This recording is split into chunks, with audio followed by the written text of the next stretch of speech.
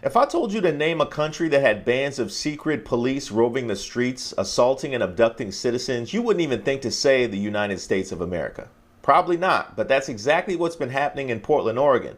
In the last week, federal agents were deployed there by the Department of Homeland Security, supposedly to protect federal buildings and landmarks from rioting protesters. Dressed in unmarked military fatigues with no name tags, heavily armed, with their faces covered, they look nothing like the police force they claim to be, but more like an invading army. Videos and reports of their actions are disturbing. Peaceful protesters, citizens being pulled into unmarked vehicles and driven away, not being told if they're being arrested, just taken to who knows where. Citizens shot with non-lethal objects requiring immediate medical attention. Christopher David, a Naval Academy graduate and veteran, assaulted, struck multiple times with a baton, resulting in a broken hand that will require surgery. And for what? Exercising his constitutional right to protest.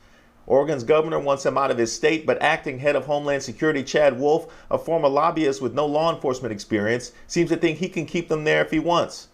Oregon's Attorney General Ellen Rosenblum has filed 2 lawsuits to try and get these troops removed and has issued a stark warning to the rest of the country, calling what we're seeing a test case, the beginning of a government-mandated squashing of constitutional rights hidden behind a call for law and order. The president has already threatened to send troops into Chicago, New York, and other cities, and if you remember, unmarked federal troops have already appeared on our D.C. streets. This is the worst kind of game. Instead of acquiescing or at minimum acknowledging the concerns of a disenfranchised community, this administration instead chooses to instigate, provoke, and even attack those who speak out and then blame them for the violence.